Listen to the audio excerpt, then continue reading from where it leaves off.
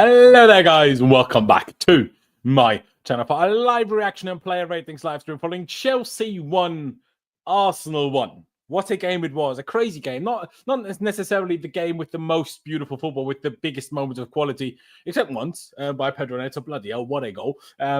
But what a fight it was. I don't know about you, Ollie. I felt a bit almost strange today, and I tweeted it as well. I felt for the first time in quite a while, weirdly, I felt so like a bit of this nervous excitement before a big game, because the last couple of years it was just so bad that I didn't want to have that feeling, because when I have that feeling and then we lose, I'm depressed. So because over the last 2 years we lost so many of these. I know last season less so, but last season I was still kind of suffering from the season before, losing all these games.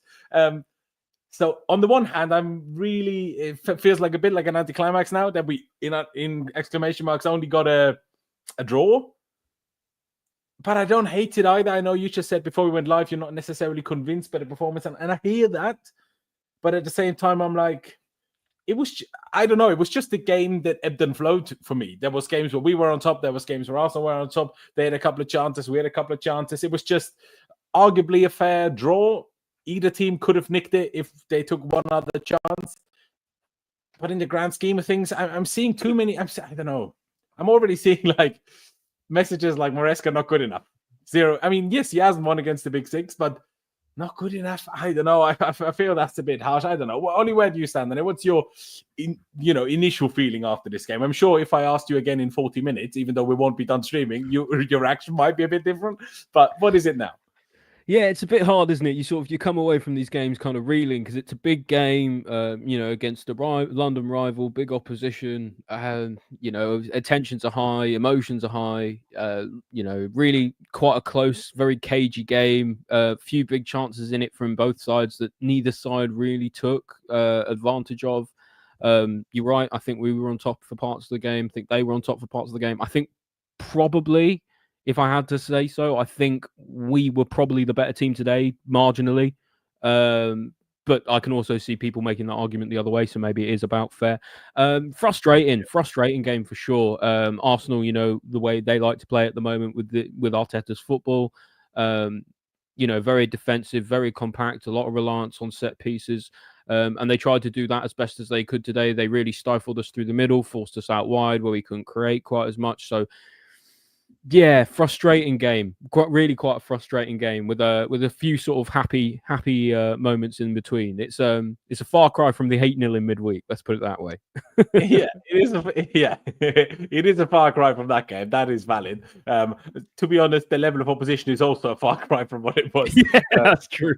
on a Thursday. But yeah, no, I mean, I agree. I would probably ever so slightly give us the edge in terms of, I don't know how to word it, but balance of the game. Maybe they had slightly bigger chances, but obviously it's always difficult to do you weigh the offside goals or not? Obviously in XG we won, but obviously they had an offside goal. Also, by the way, no one will talk about this, but that big chance at the end that they had, that Arsenal fans would probably say, we should have won, that was offside as well. At least that's what it did. I didn't see them analyzing it, but from first look, I was very sure that guy was offside.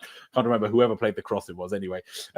But yeah, I mean, if I open up the lineup, Ollie, what did you make of the lineup? Obviously, there was a little change in there. Nothing outrageous, but a little change. Obviously, as usual, drawing up the in-possession formation. Essentially, the main change was Cucurella coming in for Reece James and Gusto playing on the right-hand side, Cucurella playing on the left-hand side. And otherwise, it was an unchanged team from the last couple of games. What did you make of that? What did you make of that main change, but also keeping the rest the same?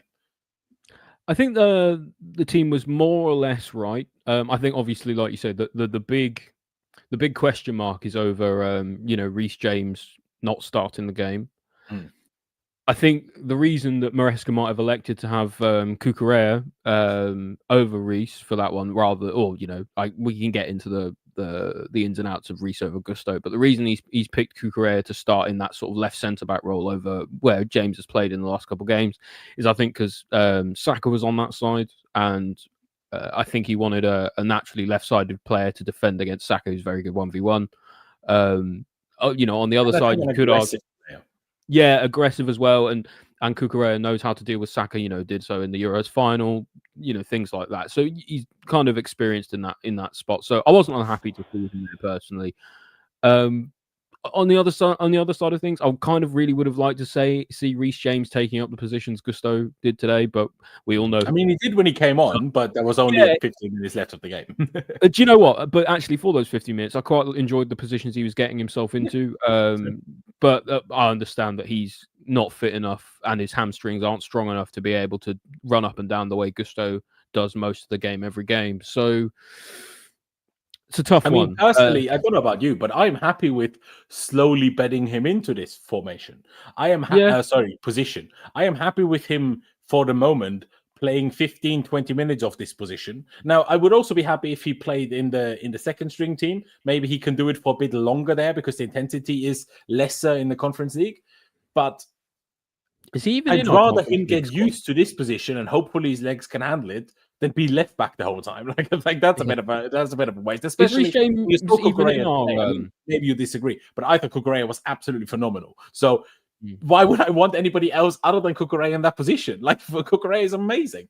I don't think there's many players that do the job that Cucurella is asked to do in the system the way we play today better than Cucurella does. I genuinely don't think you'll find many players that do that better. And I include Reece James in that. Not because Reece James is bad or played bad when he played. Exactly. But he's just not. Cucurella has this knack for being aggressive, but compared to at the beginning of being at Chelsea, he doesn't overdo it anymore. He somehow manages to always find the right balance of being aggressive, but never ending up being super caught out of space. And I don't know how he does it, but I love it. Yeah. That's all I can really say. But yeah, as for Gusto, I mean, maybe some people in the chat don't agree or still don't accept it or don't believe so, but I think you and I, Ollie, very much agree. Yeah, Reece just can't play that position for long enough to start. It's as simple as that. And give it some time, and he will in the end, I think. But it just, for now, I don't think he's fit enough to be able to do that because his legs just can't take it, man. Like you said, maybe in the Conference League, but actually, I don't know. It's like because we've not really seen him play in the Conference League. Is he even in the Conference League squad? I genuinely not sure. I think so, actually. I think so. It's only Lavia, Palmer, and maybe he's not. I can't remember who's not in it. It's Lavia and Palmer for sure, but I can't remember who the other one was. But yeah, I guess Fofana. So Reece is in it. Yeah. So maybe it'd be nice to see him in those sort of positions more in the Conference League where he can sort of build a bit of confidence and a bit of structure in that position, maybe. But then again, at the moment, he can only play one game a week, like Maresca's saying. So if you play him in that, then he's going to miss out of the weekend. So you got to really pick your chances for him playing in those kind of games. Like maybe with the international break and stuff coming up, maybe it's different. I don't know, but yeah, it's a tough one. Yeah, it is a tough one. Let me bring up the FOTMob screen and we'll look at the stats of the game before we try to dissect individual moments. Before I go to stats individually, more overall, you can see by momentum there, we certainly had the upper hand in terms of momentum. We had, in the end, slightly more expected goals. Well, I say slightly, like 0.3. That's a reasonably sized chance, if you want to call it like that. Ever so slightly less of the ball, more shots, only one big chance. If I go to the main stats over here, we had 3 shots on target there, 3 shots on target. They had supposedly 4 big chances. We had 1. I'm not sure how they would have supposed. But how can you have 4 big chances but an XG of 0.99? How does that make sense then? Do you know what I mean?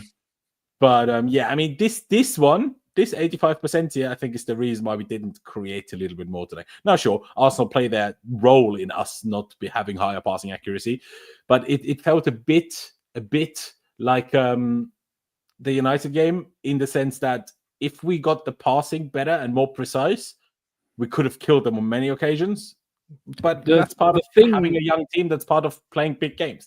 The big game will try to stop you. Big opponent will try to stop you just passing it. And hey, having a young team, the big games have more pressure. That's how it goes. Like, as much as people don't want to hear that and don't want to admit to that and say, but we're Chelsea, we always expect to win and we're shit if we don't win. I mean, and then they have a go at, Maresca is awful because we don't win against Big Six teams. I know we scraped some wins against Big Six teams last season, but let's not forget that Spurs had 2 men sent off, and the United game was the most ridiculous win you've ever seen. We scored 2 goals in the space of 30 seconds, in the 99th and the 101st minute. Like, it's mental. Like, that's not normal. Yeah. Like, I know we won that game and everything, but like, this is not just, we didn't just win. And in fact, talking on United for a minute, the United game we just played rather than the one last season, I think actually there's a really good example there of a similarity in both games, is that we really struggle to protect the ball in the midfield. Like, Arsenal or Man United would come forward, we would win the ball back, someone would stick their leg in, get the tackle, make the tackle, and then we just couldn't protect the ball. Either the next pass would be wayward, or the tackle would go straight back to one of their players, or we'd lose the 50-50, or something like that. And so it kind of pushed itself in. It kind of pushed this idea of the game being really sort of a bit pinball-y. I saw it with United as well. It happened today. Really sort of pinball-y, the ball ricocheting around a lot, just not able to get it under control to actually start those attacks like we mean to do it. And when we did get on the ball, more comfortably and start those attacks, we created some good stuff today. But just we couldn't seem to generate that from midfield very much, or maybe not, maybe from defense. Maybe when Arsenal were coming forward, like I said, it's a frustrating game today for a lot of reasons. But I think ultimately you've got to say it's a pretty good run in, all things considered. I think we've got something like 9 points out of our last 18, and that includes like the tough run we've been on. Yeah, we had a really difficult run. Yeah, we've got something like in our next 8 games, we've got teams that are mostly in the bottom half of the table after the international break. Squad's fully fit. We're already in third. Like, a bit of perspective needed. Last season, I don't think we get a result out of this game at all. So, baby steps. At the same time, we obviously did get a draw against Arsenal at home, but it was completely different at the fact that we led 2-0 and bottled it, while today we were losing and managed to at least get a point back, and we did that at Anfield already, we didn't win, and Maresca didn't get a win against the top 6 team. But how many teams against Arsenal who a month ago they were saying they might break our 15 goals conceded record in the season? So how many teams? Never gonna happen. Never gonna happen. I mean, and definitely not by Arsenal. Let's be that's for damn sure. No, if anyone's going to do it, it's Liverpool. Fucking hell. Yeah, they could, and that's a little bit scary. But we scored against them at least as well. You know what I mean? At least we didn't just help them not concede any goals. So that's at least something. By the way, because you mentioned the fixtures, it certainly eases up a little bit now. Leicester in the league. Now, of course, then we've got Aston Villa still, but now we're finally playing some of the promoted teams. Leicester, we've got Southampton as well. Obviously, still Spurs away, Villa at home. But then Brentford is never an easy game, but certainly a bit easier than playing Arsenal. Do you know what I mean? Well, yeah, easier than playing Liverpool, Arsenal, Man United, all sort of back to back. So yeah, and Newcastle, and then Newcastle in the cup, and then listen, you know what I mean? No easy games in the Premier League. Everyone knows this. Every game and even as the Man City's been finding out lately, you can lose any game in the Premier League whatsoever. So no easy games, but at the same time, Burnley away for some reason for us. I know they're not in the Premier League right now, but we always batter Burnley when we play them away. I don't know why. That's very true. Yeah, but like you say, any team can get a result against anyone. So yeah, but it is going to get easier now after the international break for a little while at least. Hopefully, it means we don't have that sort of December slump that we usually have. Hopefully, I'm just looking for a couple of things, and I also want to give you guys. I thought I had a picture for it, but apparently I don't. I also want to give you guys a poll to vote for your man of the match, because I would find it interesting what you guys think. But I've seen I feel like the large majority of the chat so far has been about Cole Palmer. So I feel like as much as we sat here, doing individual player ratings, that's kind of the principle. Let's talk about Cole Palmer.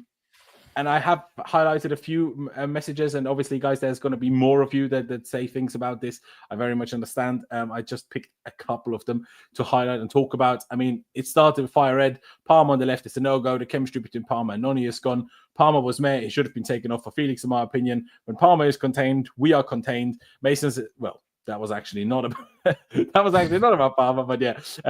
Karen says, Karen, my apologies. He says, you guys think Palmer could have been substituted? He shouldn't be untouchable. Maresca needs to help him out a little. Man was surrounded by two players every time he touched the ball. And then Cranky Pants finished that.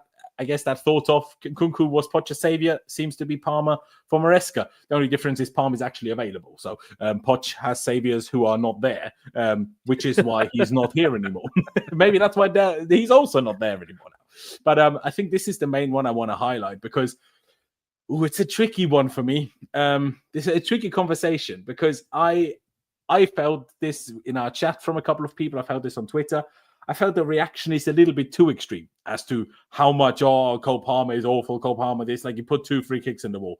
All right. Now, there's people still telling me Ronaldo is the GOAT, and he hasn't put a free kick over a wall in about 15 years. So, no, he scored one last season, I think.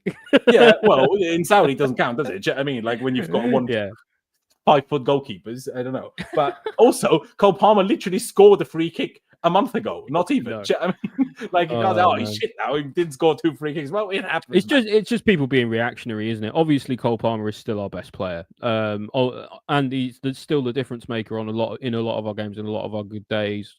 Been struggling a little bit as of late. I don't think anyone would doubt that, especially in some of the bigger games. I think he's been a little quieter than he otherwise would have been in terms of like performing and making an impact on games. But I still think people are kind of overblowing it. I think it's a narrative that people want to create, and that's why people are saying it rather than because it's necessarily true. Yeah, and I feel that too, because, like, should he have done a bit better on a couple of occasions? Absolutely. And for example, that one touch where he got the ball from somewhere to his right, I can't remember who played him the ball. If that touch is better, he might score. Very much possible. That free kick, that from what felt like 50 yards, he tried to catch out Raya, but instead put it so far over. Like, I don't mind trying to catch the keeper out, but then you've got to be at least somewhat close. Do you know what I mean? Yeah. But yeah, like you said, I just think they're blowing it out of proportion. I think Palmer has been so good and Palmer scored so many goals that people now only think Palmer does anything useful when he scores. While, first of all, I think Palmer started the game really well. The only thing that I kind of want to agree with Karan here, and not necessarily that he should definitely have been subbed off, but what I would have liked to see today, and I'm not saying that was easy. Maybe you could have done it with the Reece James substitution. But what I would have liked to see is moving Palmer to the right half space. Yeah, I agree with that. I think he should have been shifted out to the right because I don't think Noni was providing enough. And we'll talk about him when we do the player ratings, but Noni wasn't providing enough for me. I think if you shift Palmer out wide, out on the right, he's just, I don't know, he seems a little bit more comfortable there than he is right now, sort of playing kind of all the way across the final third. You give him a little bit more focus. I don't know, maybe he can create something. You bring on Kunku on, have them play together. Could be something, but at the moment, Maresca seems to really be against that idea. So I don't know. I guess we'll see. Yeah, but to be honest, I didn't even just mean moving him fully out wide and then cutting inside, because today, obviously, I mean, if I bring up the lineup sheet again, just quickly before we look at the coldest stats, like obviously earlier in the season, Palmer played here, right? And then Enzo usually was this position. But then now recently, it's been Palmer playing in this left half space, which worked really well against Newcastle in the Prem, but didn't work against United and didn't really work today other than the first 10 minutes. And I felt that watching the game, I was like, we need to kill them now because because the first 5-10 minutes of the game, I was like, I can't believe how much space we're getting on the ball and how much time Palmer is getting on the ball. That was my thoughts in the first 10 minutes or so. But that stopped very quickly. Like, they made sure Palmer didn't have much more space after that. And that's why I was like, shift his position to make it more difficult for Arsenal. Okay, how do we defend him now? Because if you sub him off, sure, you can sub him off. But then you've got Palmer off, right? But I felt if you moved his position, even ever so slightly, then it's not going to be the same Arsenal players trying to mark him. And maybe, even if not for a sustained period, but maybe for a few minutes, that could have given Palmer a few moments where they weren't so tight to him and would have given him a bit more space to try and influence again. That's the only thing I would have said. But in general, I actually thought by the time you made the resub, I think you could have genuinely brought João Felix on for Palmer, and I think you could have tried it because that was the kind of game, a bit like the Neto goal, that needed just a bit of a moment of magic and a moment of I'm going to try myself. Yeah, sorry. Just it needed something, didn't it? And Palmer, just wasn't quite at the races today. And I understand as well with the narrative of people want to say that like, well, if he's our talisman and if he's going to be lauded as one of the best players in the Premier League in the world, like then he has to perform, in the big games. And I understand that narrative as well. I understand that kind of line of inquiry, but I don't think we can leave it all to him. I just don't. And I think it's silly and naive to expect that. Yeah, no, sorry, I agree. I thought you were going to continue that statement. But yeah, no, I agree with exactly that. Now, I'll take it back to his stats because we spoke about Cole Palmer for so long, even though it's a bit slight. Oh, wrong screen, sorry. Even though it's slightly messing up the order of things. I wouldn't even mind, like, let's just start with his player rating because, Go on. It is a very interesting one. Didn't have any goals, didn't have any assists. Sure, we know that. 4 shots in total. One of them on target. That was very early in the game, 3rd minute of the game. Good effort. Decent save from Raya. Obviously, if it went a bit further into the corner, might have been something. That was that free kick that he tried to catch Raya out. And those were the 2 free kicks that he put in the wall. That 2D graphic there does not show how far, high, and wide that free kick really was. Absolutely not. To be honest, it also looks like it was much closer. It felt more like it was up here. But to only have those 4 shots, that one decent shot to be fair in the first half, but then 3 free kicks that were all really terrible. I want a bit more from Cole than that, but can you do something? Can you do something for me as well? Because I felt that this game was it was quite a tactical battle because it was all about kind of mitigating the opponent's best players. Can you show us Saka's stats? Because I saw something to say that before he was subbed off, which was about 80 minutes or odd or so, he did really nothing today either. Like, I don't think he had any crosses completed. I don't think he created any big chances. I don't think he even had a shot on target today. So, it's worth saying that, people look at someone like Saka and with all the plaudits that he gets, he did nothing today either. So, I mean, personally, I think Saka is insanely overrated. I think Saka is closer to Maresca than he is to Cole Palmer, personally. But I know Arsenal fans will hate me. But you're right. Also, obviously, speaks credit to how good Cucurella was today. But Saka did absolutely fuck all. The only thing I think he did do was pass the ball to Odegaard before Odegaard lofted it over the whole defense. And for some reason, we had no one on the right. So I guess he was a little bit involved in that sense. But just to take it back to Palmer, I mean, to be honest, 77% pass completion in this position isn't like so bad that I'm going to be super angry and sad about it. Created a chance. 1 out of 4 dribbles. I mean, he's not a dribbler. Why is he attempting 4? The crossing is a bit more annoying. It's still 3 out of 4 long balls. The duels could be a tad better. Does he warrant a below average rating for you today? Or does he get an average? I actually don't. I think he was average, and I think by his standards that will already be below what people expect from him anyway. But I think he was average in comparison to many other players today. But so does that end up in a 6, or are you thinking for everyone else this is a 6, but for him it's lower because of the no, for him it's a 6. Average performance. But for the longest time, Palmer we've been seeing 7, 8, 9s, 10s, and emojis. So a 6 is a 6 for him is a comparative insult, I suppose. Yeah, fair. I mean, I probably would have given him a 5.5, maybe even a 5, purely because I gave him a 5.5 against United, and I felt he was a little better against United than he was today, personally. Really? I actually thought he was better today. Yeah. Maybe it's about even then. Yeah, maybe. But I'll let you have the 6. I'll let you have the 6 because I don't, in principle, disagree, if that makes sense. Last week, I was just like, along with the chat, I was like, well, yeah, but he's so good that I won't give him a 6. I just give him a 5.5. But I get what you mean. Now, let's switch the whole thing up on its head. I'm back to the goalkeeper, Robert Sanchez. We have to.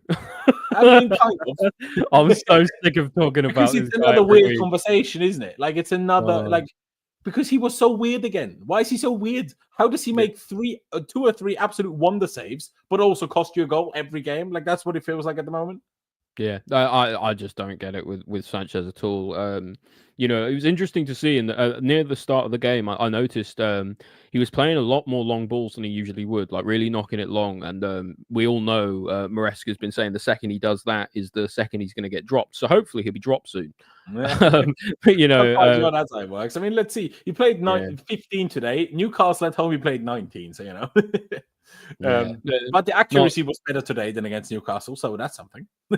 I guess so. But man, that his game against Newcastle was not good. And I scantily think he was better today. Got a few really good saves. Did probably keep us in the game at times, but my God, like, how do you get beaten at your near post like that? It's baffling to me. Like and to be honest, at this point, I'm close to not even necessarily blaming Sanchez for him being incompetent because he can't do any better. Like, I almost think at this point we have to ask questions about Maresca for persisting with it because, he seems to be costing us game after game after game after game that he plays. And yet Maresca, with all the other tinkering and moving around of players that he's done on form, on fitness and what have you, Sanchez has stayed.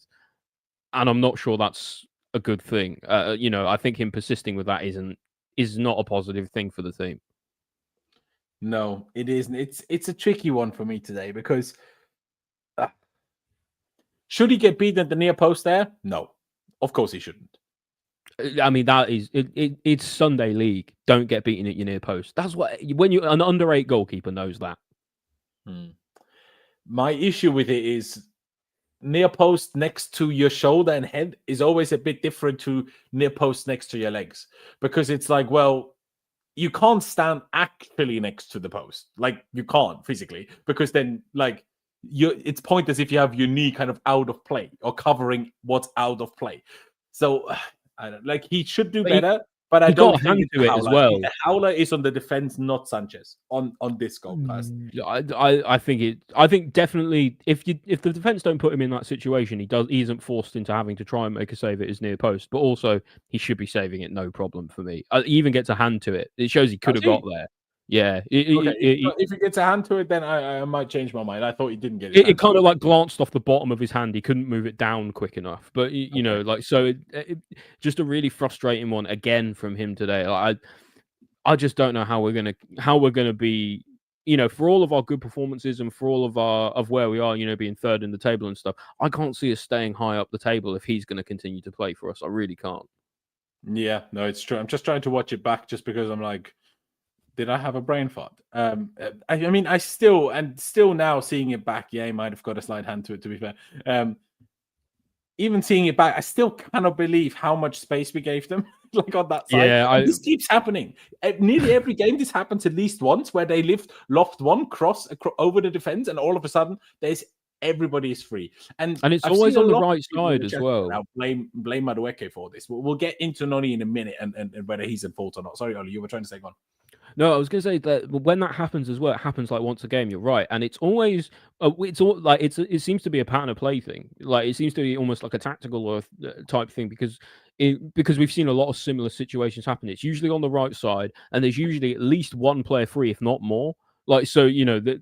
If something's happening there, that someone's not getting the right message across, you know, for someone to be there, because that's just amateur hour defending. No one in their right mind would tell you to defend that way. So clearly someone's making a mistake, misinterpreting the instructions, something of that nature. You know, just it's not right at all. No, it's true. The one other thing I will say is he made 2 absolute super saves. The one on Martinelli in the first half. Now, I know Martinelli shot him in the chest, but that's what we're all asking him to do for their second goal, isn't it? So like on the first on that other chance, that's exactly what he managed to do. And then that second one as well, where they cut it across. They might have been offside in that build-up moment anyway. That's what my commentator said. Honestly, I didn't quite see it. Yeah, I think commentator says it probably was offside, but still, I think he was really strong saves. Although I think if I'm remembering the save that you're talking about, I'm not entirely sure he knew all that much about it. I think he was kind of he was doing a thing where he's falling across the goal. That's all he can do as a goal. I mean, it hit him square in the chest. It's not like you know what I mean. Like, listen, I'm all for giving him praise where he's earned it, because there was at least one save today where he did do a really good job and kept us in the game. Really important, especially in the first half. Yeah. That second one, I don't know. Like, it feels like clutching at straws, trying to find a positive on him for me. Oh yeah, I mean, I was trying to find it to maybe also potentially send it to you, but it showed me a completely different one than what I meant. Yeah, no, like, no, I think you're a little. Either you're thinking of a different one, or you're wrong, Oli, because he saves that with his hand actually. No, maybe I'm thinking of a different one in the second. Yeah, because in the first half he saves that one with his chest, but it wasn't 100% clear before. But just watch it back at the end to you, and you can make your own mind up. Obviously, it's your own decision. Now, me personally, and you can obviously make your own judgment, I'm gonna give him.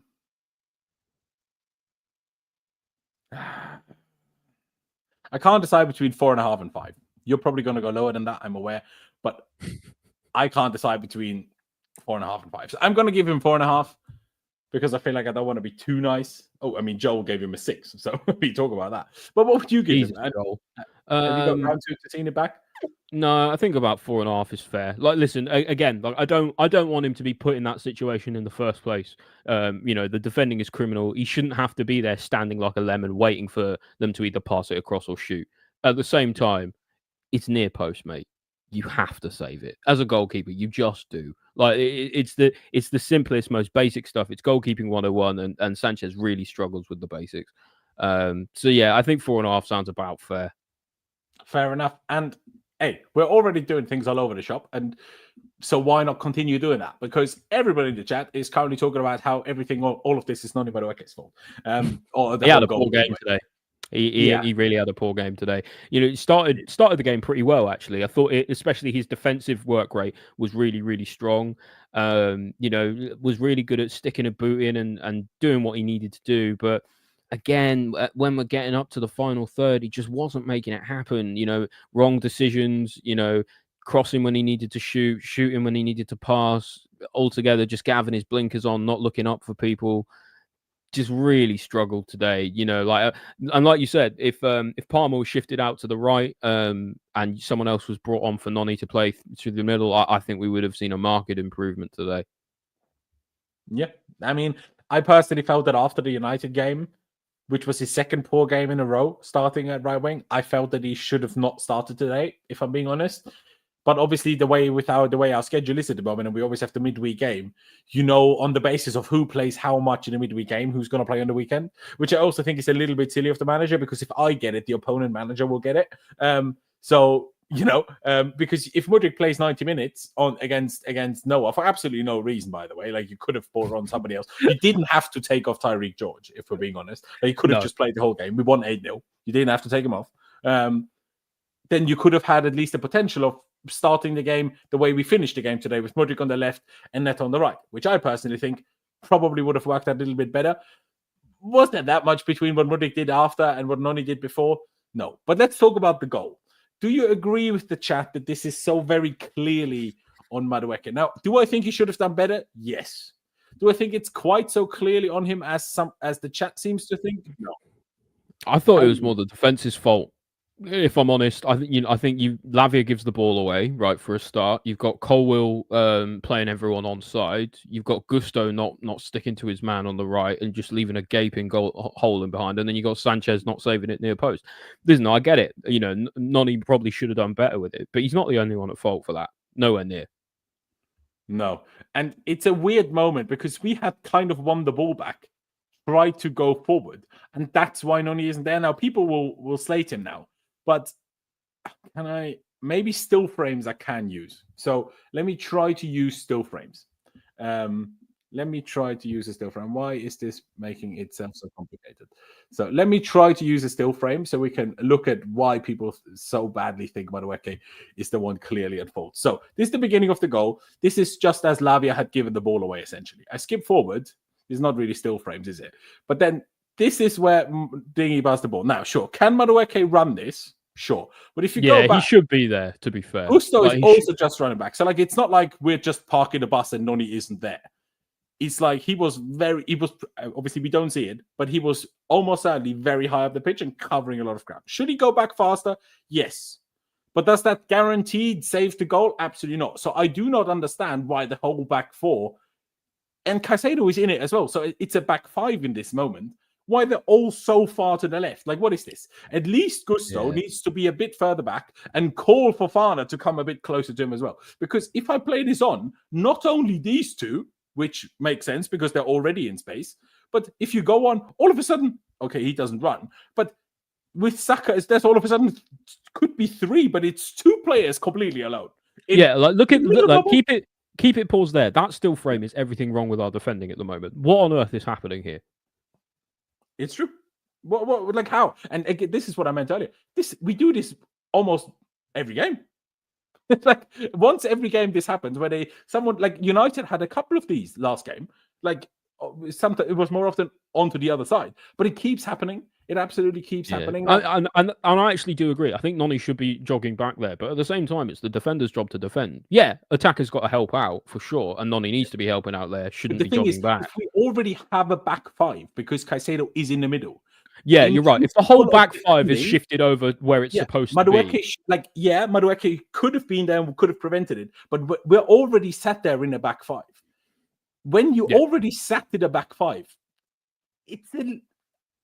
like principle defending is you build a line of 5 as the most. It's not 2012 Champions League final where we defended with 8. Like, especially because Noni has moments where he helps out a lot. Yeah, okay, and that was a bit late, but I feel like it's still more. And the thing is, as well, though, like, but I think the problem is you've got a gaping hole on that right hand side. And like you say, probably a big part of that is having the defense shift for whatever reason so far over to the left. There's a gaping hole on that right hand side, and largely Gusto and Noni both just ball watch, sort of like slowly walking back. So I do get it. I get why people are angry at him today. And it's not just that either. His performance going forward, like the rest of his game was just not good enough today. I've been saying for the last couple of games, I think for a while, when we were doing really well and winning in that sort of run before the difficult run, I was saying, if it ain't broke, don't fix it. You might as well keep playing him. Now that we've hit a bit of a snag, I think he needs to be dropped. Personally, we need solutions in those. I think he probably would have been already if Sancho was available. To be honest, yeah, you're probably right. I mean, to a certain degree, I think maybe do you play Neto on the right anyway and Mudryk on the left, and just have George in reserve for Conference League games with Noni or something like that. You never know, but man, oh man, he was not good today. No, he wasn't. I just quickly want to highlight this comment here by Vic. The waffling from Laurenz. The ball was on the move, and they don't have a view of their back. Gusto Maresca saw it played out. It was terrible. Now, Ollie just said the important word here, ball watching. Vic is just saying ball watching is perfectly fine and you can't see what's behind you. Have you ever played football or watched football? Scanning and knowing what's around you is the one most important factor of being a good footballer. More important than a good touch, a good pass, a good shot is awareness in football. It's the most relevant thing. What do you mean they don't have a view of their back? Look around. That's the whole point. Like, what do you mean? That's what he means when he says ball watch. He's not looking around. That's what he means when he says you're too focused on the ball, and you just you're not focused on actually getting back to do the defending. You got your neck does a funny thing. It turns like this, right? You got to use it. You got to let it do that when you play football. Exactly. And if you can't do it, maybe go to the chiropractor instead of play football. Do you know what I mean? If you can't do that. But Robinson makes a reasonable point. Why didn't Noni even shout for them to cover the 2-3 players there? Maybe obviously we don't know whether he did, but it's an argument to be made. Absolutely. But yeah, no, by the way, guys, I'm not trying to say Noni isn't at fault. Clearly he should have tried to cover that, but I think it's a bit too far to say the goal is almost solely on him, or I think it's pushing it, isn't it? There's too much wrong going on there to stick it all on Noni for me.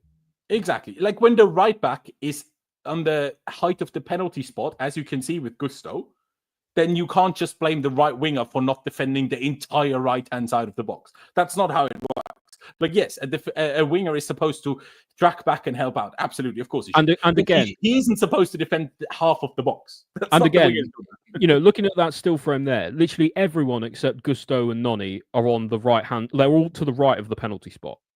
Like everyone else. So like again, there's a question of like why have we shifted so far over to the left like that in the first place?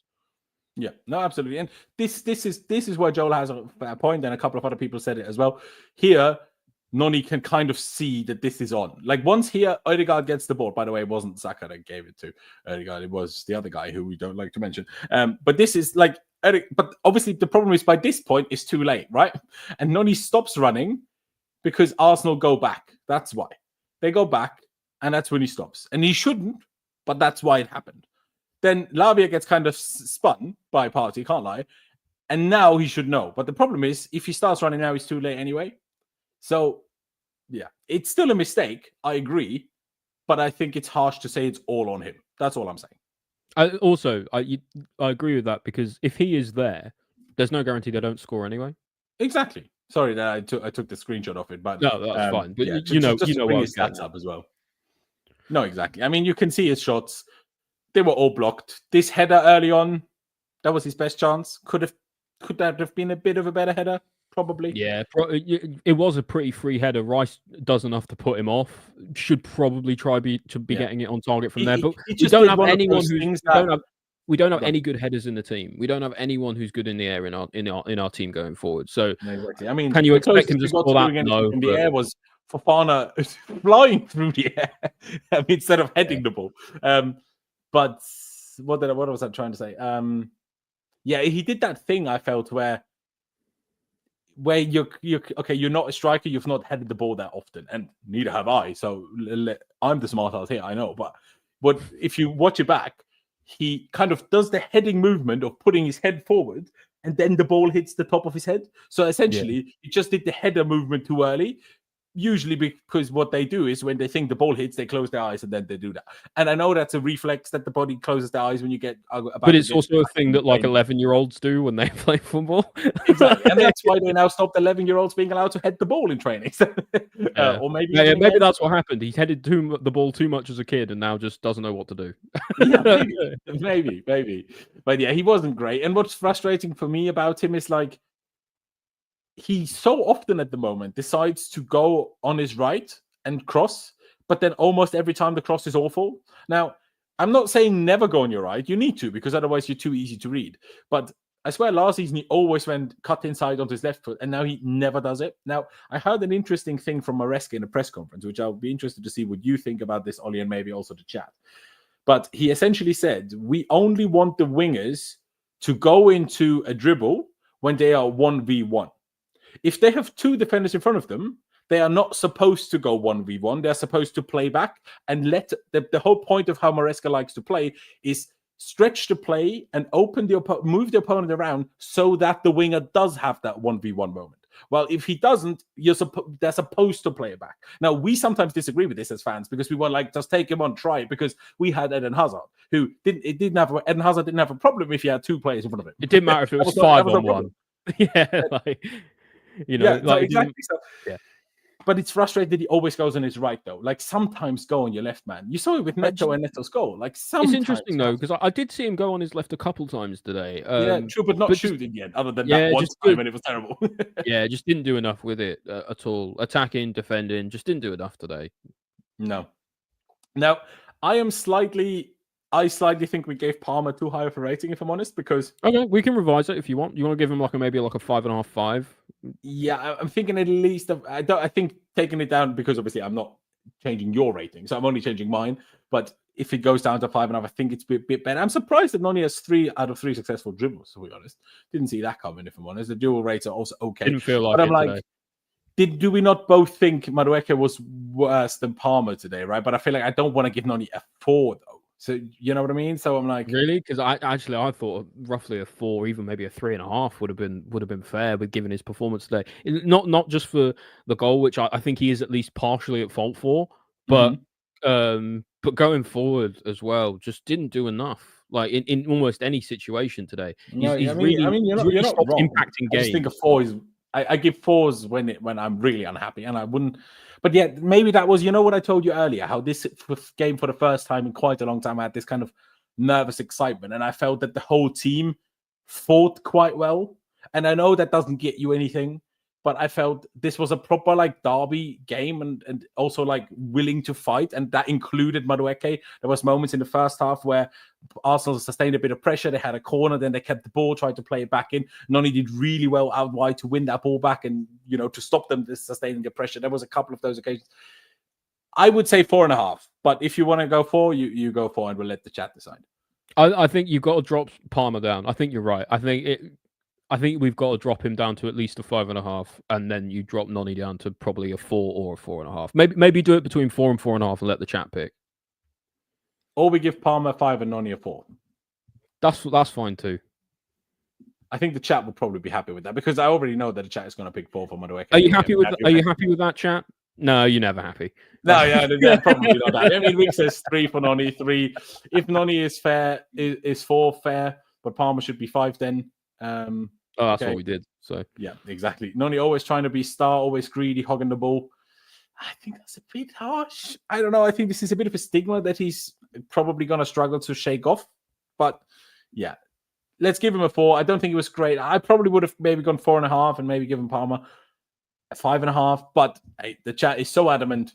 We'll compromise. Let's call it compromising. You guys are angry today, ain't you? Like, yeah, I mean, you're not happy. I know we didn't win and everything, but like, like we're 11 games in now, after a direct head-to-head duel, and we're still ahead of Arsenal. Like, I feel like the negativity is slightly ridiculous considering where we are in the table at the moment. Like, here, why don't we have them explain to us? If you're upset, right, at the moment in the chat, tell us why. Stick it in the chat, and we'll exactly, read it. and elaborate. Don't like to use 3 words because then I still don't understand what you meant.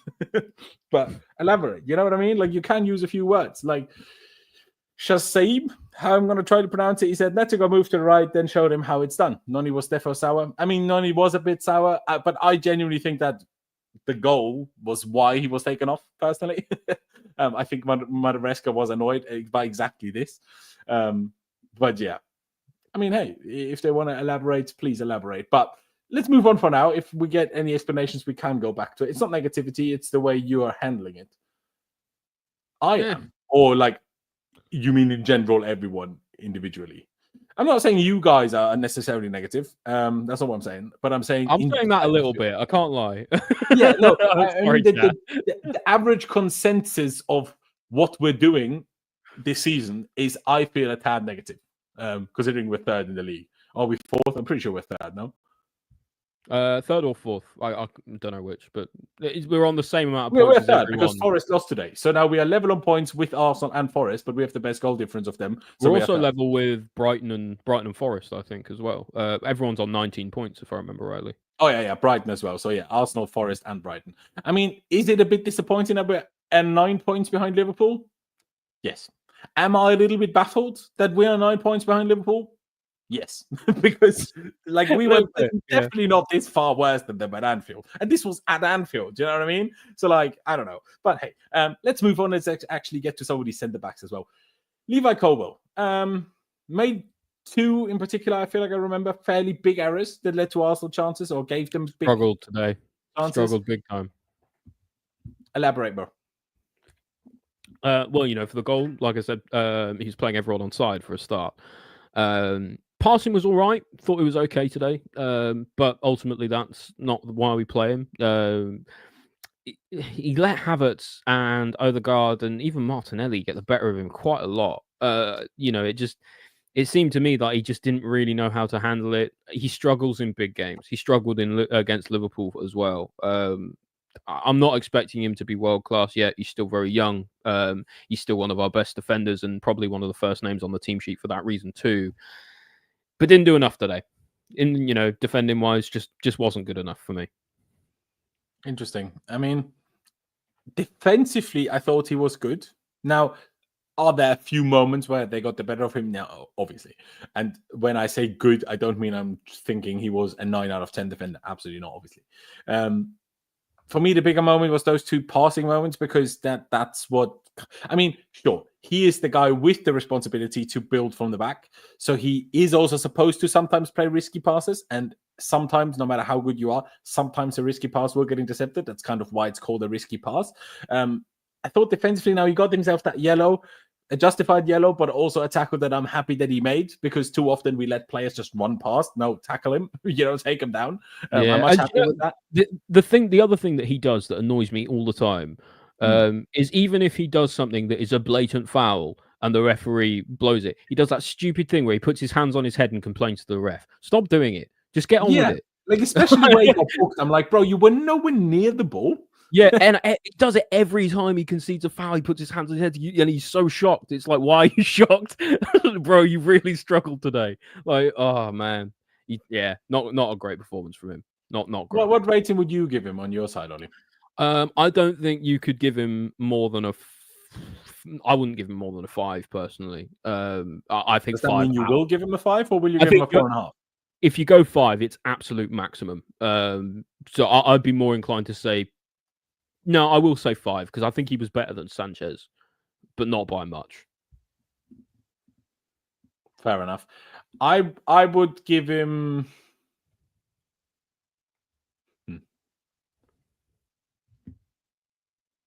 I mean, if you said 6, I would have gone along with that. Maybe I'm like on a 5.5, maybe.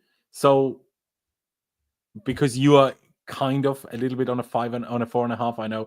I'll give him a 5 overall, just to because otherwise we're stuck in between half ratings. Yeah, it probably comes across about right-ish.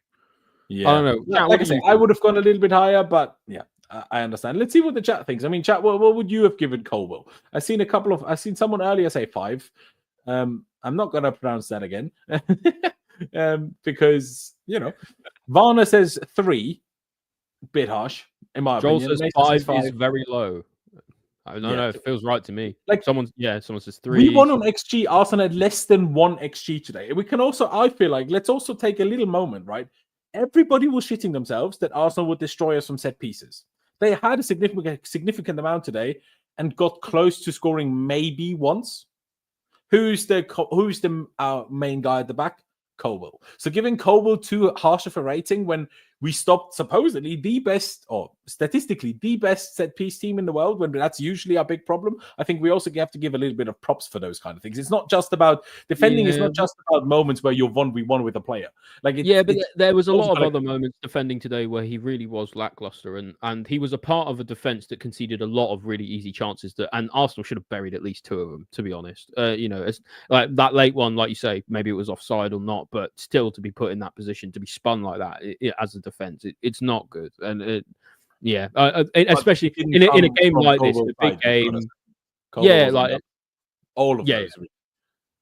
Yeah, but and he's still part of the defense that made it the case. So maybe it's more of a collective fault for me. I think there was in my opinion, there was only one defender today who was really good. Everyone else was really struggled. Interesting, because I think the next one I'm going to come to was really good, and I don't think he's the one you're talking about. Nope. Because I thought Fofana was really good, actually. Really? I thought he was good. I thought he was good. I don't think he was really good.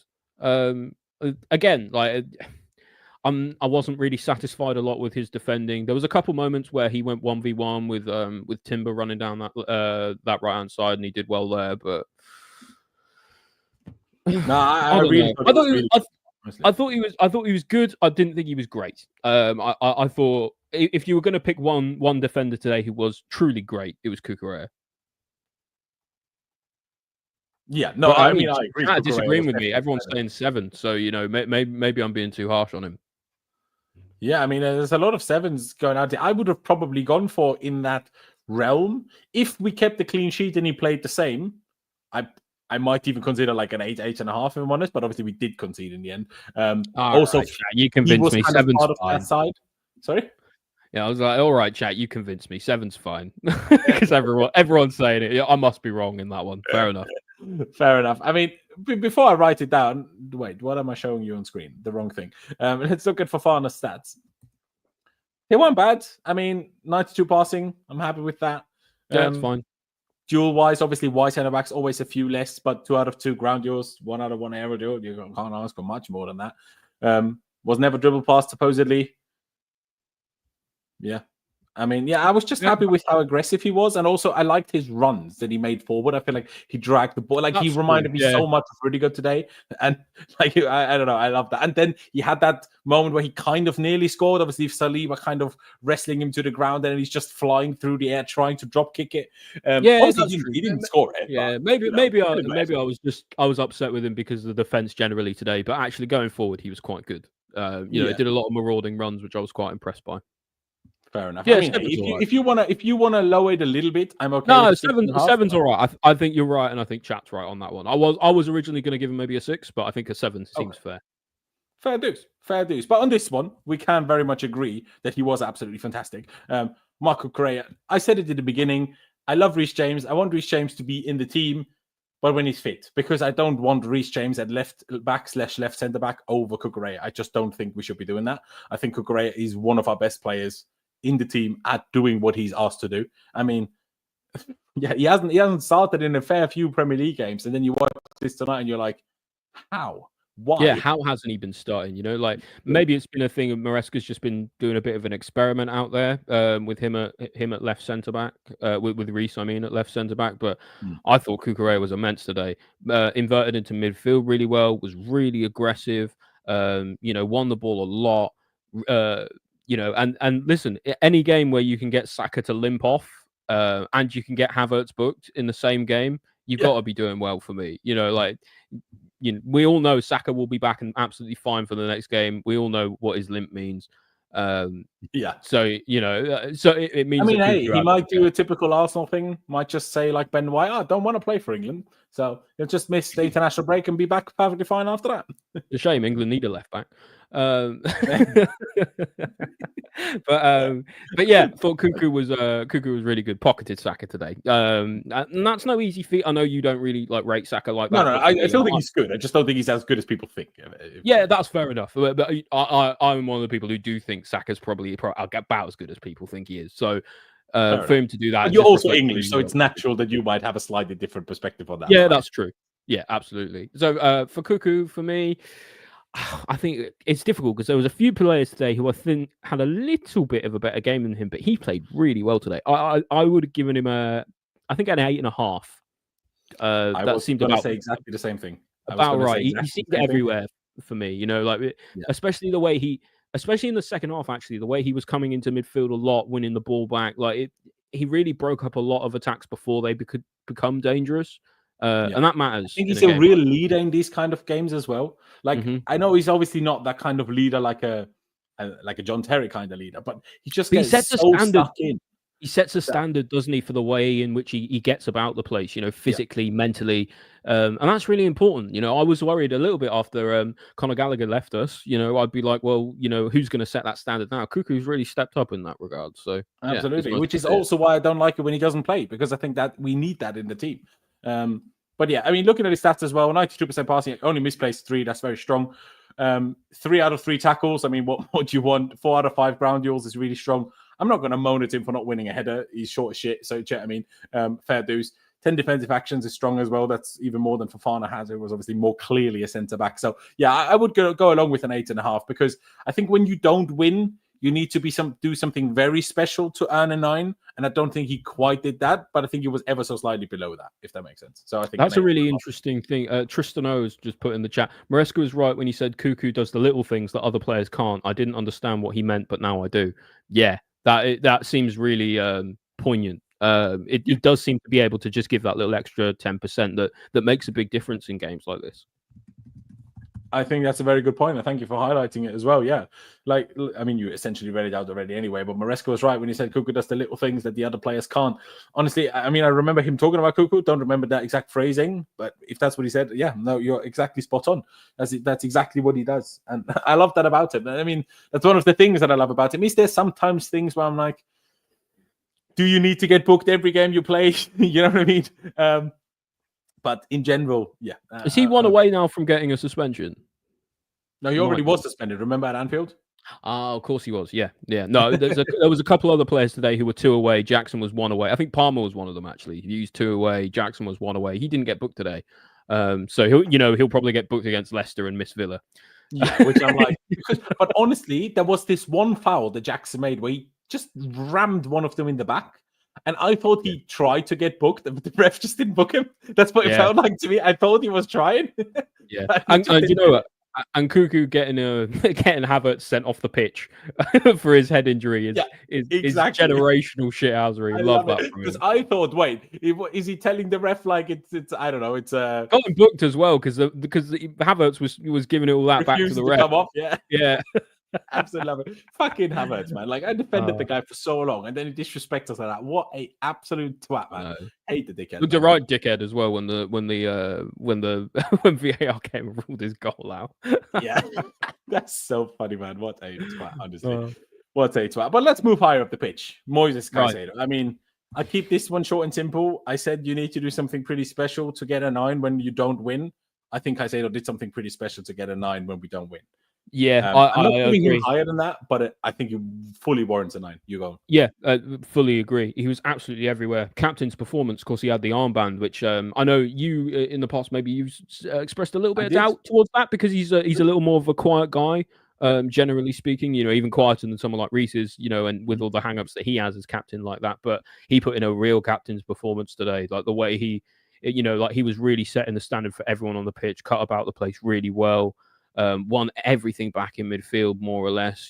Bullied Partey, bullied Rice, even bullied Odegaard a lot of the time as well. Just really, really impressed with him today. Like you said, short and sweet, but 9 is fair.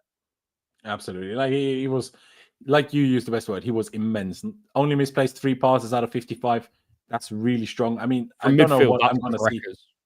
Yeah, exactly. 6 out of 8 long balls. That's great. He played a lot of those through balls through Jackson that Jackson honestly should have done a bit more with. We'll get to Jackson later, obviously. Like Cuckoo, 3 out of 3 tackles. I mean, the duels, again, they look a bit worse, but I firmly believe that Caicedo has these numbers for duels because Caicedo gets into duels that others don't even attempt for. And then he doesn't win them, but he still slows or stops the opponent. Like, even if sometimes he gives a foul away, fair enough, it still stops an attack. And even if he doesn't give the foul away, but still lose the duel, but he still slowed them down. Like, sure, you could make that excuse for everyone, but I felt like, especially today for Caicedo, that was true. Yeah, it was just amazing. And to be honest, yeah, you make a good point with, I have been questioning, should he be the captain on the pitch when Reece isn't there? I have absolutely questioned that. Do I to an extent stand by it, and would I still prefer it to be Colwill? Maybe yes, but a game like today, absolutely, it's a game where like he can be a captain like Hazard was for Belgium, for example. Like, you know, where he's just like, so good that makes him a very justified captain. Sort of leading by example in a sense, and we're starting to see that more and more from Caicedo now. You know, like for the past, I don't know, he had a terrible first game for us. I don't know who can even think back that far to the start of last season now when we had a terrible game for us. And to see him come since then, you know, after the big money move and everything, to see him do as well as he's doing now, it's just really nice to see it, man. He's absolutely thriving. Yeah, exactly. My favorite moment, there was many favorite moments, but there was one moment, I can't remember if we had a corner or something, but they were on the counter anyway. And he was just steaming from kind of the kind of left pocket space where you see Palmer on screen now. That's where he started sprints like diagonals the whole pitch, outpaces the Arsenal player, slides in from 10 yards early, but uses the wetness of the pitch to like slide in, gets the ball, and then hits the ground in frustration at the fact that we just got countered and we didn't score a goal. Like, I was like, go on. I did like to see him geeing up the crowd as well. He was doing that quite a lot. You know, maybe it's a bit more of a leadership role for him in this team than maybe we previously thought. Yeah, first of all, that, and maybe, I guess, wearing that armband is also bringing it out of him a little bit more, which personally I think would happen with Colwill, because I know people think Colwill is too rash, and I get that, but I think that would calm itself a little bit if he felt the responsibility of being captain. But I understand that people will have a different opinion on that, which is fair enough. But we move on from Moises Caicedo, even though I think we all agree he was probably our man of the match, from our perspective, of course. Romeo Lavia. Now, I have to say a weird thing now. The first 20 minutes, maybe more, even though especially the first 10 we were actually really good, I genuinely thought Lavia hadn't even touched the ball. Now, I then opened FOTMOB and looked at it, and it said he had 7 touches. Now, I didn't compare it to the others, but still felt like he basically didn't touch the ball. I'm not saying he didn't touch the ball full stop, but in the beginning of the game, I just didn't notice him. Not necessarily, I don't mean that in the worst way, but it's kind of proven also by the stats. You can see it there. Caicedo had 55 attempted passes. Lavia had 27. Now, of course, Lavia came off as well, so it's not a full justification. But even then, he's still like at least a third off, which, it's just, I don't know why. Maybe he was a little bit... I still feel bad for Lavia. Obviously, here it says he came off injured as well. I'm not sure if he was truly injured or just tired and was planned to come off in that moment anyway. Wasn't great, though, was he? All day, I thought he... In a game where Cuckoo inverted into midfield and did really well, Caicedo, obviously, as we've discussed, was really good today. He really didn't stand out. And he was the guy that gave the ball away that led to the goal. So I think that's more of a problem than Madueke not running back, by the way. But yeah. Yeah, it's one of those, isn't it? You know, you can have 99% pass accuracy as a midfielder, and if the one you give away, you know, leads to a goal, it's on you. That's part of it. You've got to be able to protect the ball, and that kind of goes back to what I was saying earlier about being able to protect the ball just generally as a team. You know, when we were trying to win those kind of second balls and things like that, I didn't see enough of that from him today. You know, Cuckoo really put a shift in. Caicedo did really put a shift in. Didn't see it from him. Yeah, exactly, and obviously what he's often usually very good at is turning a man, you know, beating a press a little bit and then like going on a little bit of a run, and he wasn't able to achieve that at all today. I don't want to go super harsh, but then again, we went quite harsh on a few others because I think Colwill was better than Lavia, but I would have probably given Lavia a 5, if that makes sense, because I don't think Colwill was better than Lavia. I think even still, I think Lavia was probably... Or do you want to go higher? I wouldn't go higher than 5.5. Let's put it that way. Okay. So then let's give him a 5, I guess. If I think 5, you wouldn't go 5, higher than 5.5, I guess.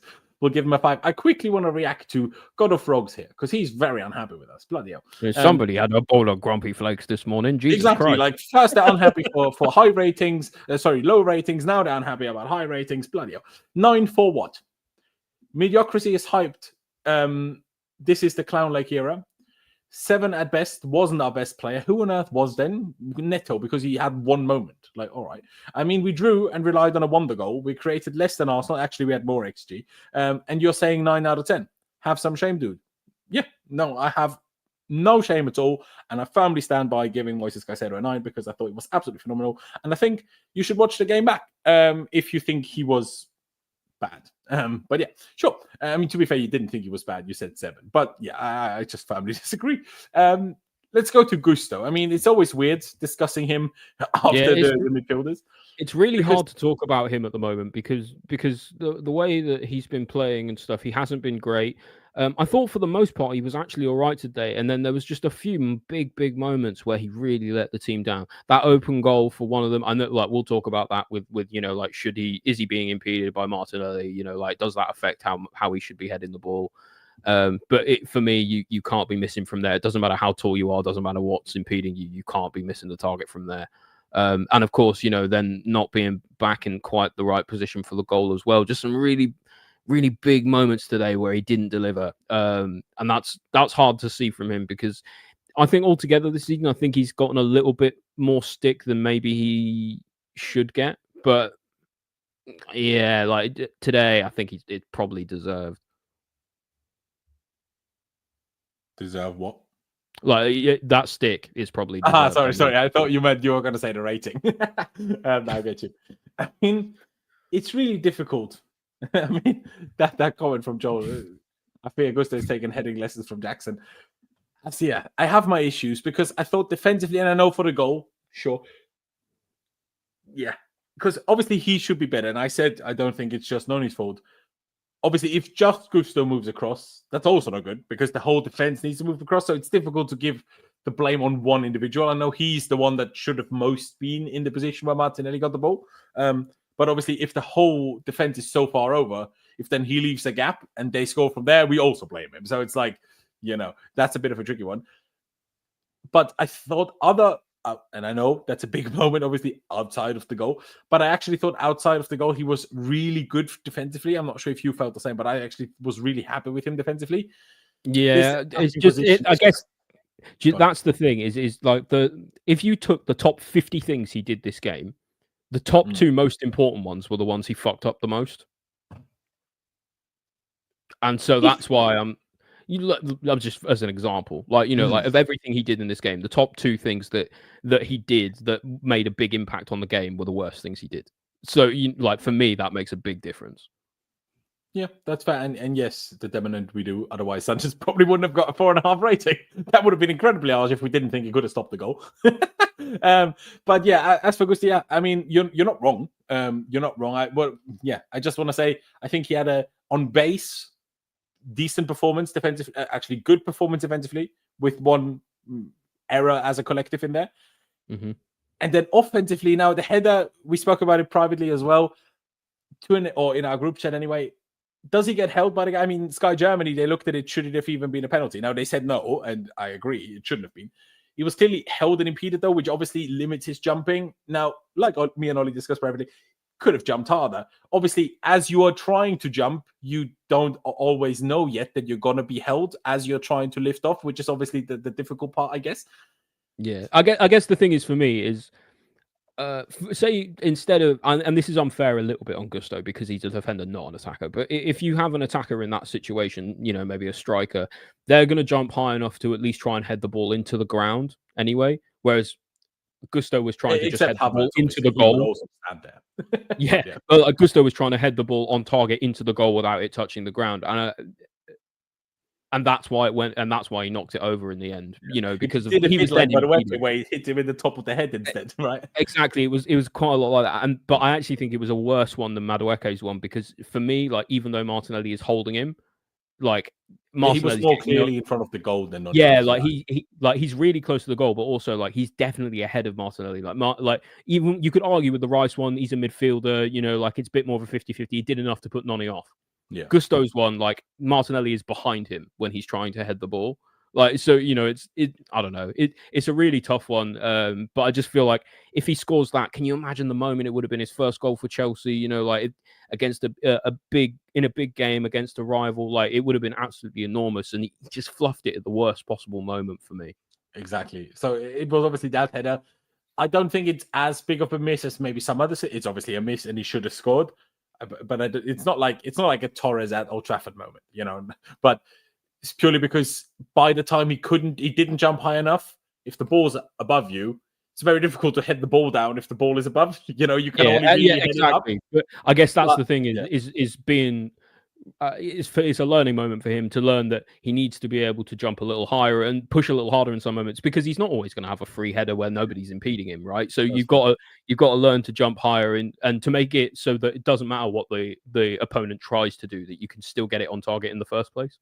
Yeah, no, absolutely valid. And just to add to more of it in terms of his attacking, there was 2 moments, and I was watching a game with my girlfriend. I was literally sat there, don't shoot. Both of those occasions he shot, and I'm like, Gusto, please stop shooting. There's a reason you've never scored. Like, I already don't like it that you're playing in this position anyway, but it's made much worse. Does he actually keeps shooting? Stop shooting, bro. Does he have a senior goal? Man. Like, pass it to Palmer. It's fine.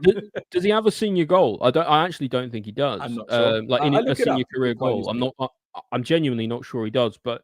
Well, oh my god! You know what? It's a little bit like Rudiger. One of these days, one of those is going to go in and it's going to hit like crack. You know? Yeah, literally. Except that Rudiger looked like he might score quite often. While Gusto missed some sitters last season, but this season he's just never looked like he'd score like that today. By the way, he scored 1 whole goal in his whole career of 126 games. And that was those numbers we should be putting him up front. Group C. For Olympique Lyon B. Right. So he's not scored a professional goal yet. Okay, right. Remember when we signed him and they were telling us he's awful at defending but really good going forward? How's that happened then? Yeah, it seems that at the moment he's kind of only really, really good in the middle. You know, like, although, you know, like it almost screams like he would be a great wing back, wouldn't it? Yeah. It's like Victor Moses, really. No, I shouldn't disrespect Moses like that. Moses can score, but also Moses couldn't defend like Gusto can. Maybe it's not the best comparison. I still maintain that like his best position, Gusto's, is obviously not in that right attacking mid role. No. For me, it's him overlapping on the right hand side, almost like the touchline winger. When he's wider, he's always more effective than when he comes inside. In that position last season, I often got annoyed with his crossing, if I'm honest, and I often wished, if only Reece was fit. But yeah, but I think we saw a glimpse of, if Reece is here, how much that can add. Because imagine all these moments where Gusto shoots, imagine it's Reece. Like, I'm not saying he's going to score them every time, but the likelihood is... It goes up quite a lot, doesn't it? Yeah. Exactly. So, yeah. I really don't know what to give him. I would have gone with a 6, I guess. So maybe it averages out to 5.5. I mean, honestly, I was arguably going lower than I maybe personally would have wanted, purely because by the way we spoke so far, what the chat says, purely because by the goal, how we say if we don't all blame it on Noni, we've got to put the blame somewhere else. Yeah, that's the thing. Is I guess it's just for me. It's about impact, isn't it? Like, other than that, I thought he had an all right game today. You know, maybe about average, maybe a little bit better than average, but those 2 big moments probably made the difference there. Because he didn't make. I mean, obviously he missed a big goal chance, but he didn't make mistakes like Koval did as such. Where he passes it directly to the opponent, kind of thing. But yeah, let's move on to Pedro Neto, the man of the night. I was very happy for him. Got his first Chelsea Premier League goal today. Really good finish as well. What a hit, by the way. What a hit. By the way, I'm glad that not just Chelsea suffer from having short goalkeepers sometimes, because Sanchez saves that. And Sanchez is a shit goalkeeper, but Sanchez saves that goal, in my opinion, because Raya is just too short. He just can't get there. I do wonder if he sees it late, because Neto seems to shoot it early from a bit further out than maybe a lot of people would have expected him to. I wonder 100%. If either Raya just reacts late or sees it late. But either way, it's a really good decision from Neto to shoot when he did. Yeah. A really, really good effort, good in the bottom corner. Like, because so many times players go high, and Mudryk often has that, because Mudryk always aims high. Sometimes they go rose ed. It happens. You know, if you've ever hit a football, even if you're great, sometimes it takes a little bubble. And if the ball bounces, it just makes a big difference. As to you're just leaning back a little bit, and it's the rose edge. You know, like exactly. it's really easy. Like surely shouldn't happen. They get paid hundreds and hundreds of grand a week and a year and whatever, but it does happen. You know, it's still sports. This is not FIFA where you're like everything should be perfect. Neto was our best attacker today. I thought, and I think at the moment he's our best winger because Palmer at the moment isn't playing on the wing. Yeah, he also put in the cross for Gusto's miss. Yes. You know, after turning Ben White inside out, really gave him a problem all game. And then when he went out to the other side, of course, he got his goal and was causing a lot of problems for Timber out there as well. So really effective today. What do his stats say, Loz? What I first wanted to see is, does it tell me how far out the shot was? But unfortunately it doesn't. But it had an XG of 0.02. So, you know, well done for scoring that. But yeah, the stats look good, honestly. Only misplaced 2 passes. Sure, 19 passes isn't that much, but, you know, he's an attacking winger. Didn't get the ball that often. 3 out of 4 crosses. You touched on it there. One particularly great cross. 2. Do you know the interesting thing is cross to Noni as well? I can't remember. I can't remember, but there's it's interesting to see Neto do so well in crossing from both sides, because you obviously you had the cross for Gusto, but do you remember against Newcastle Mudrik's goal, the header? That was a really good cross from Neto from the other side with his other foot. Exactly. So it's really nice to have.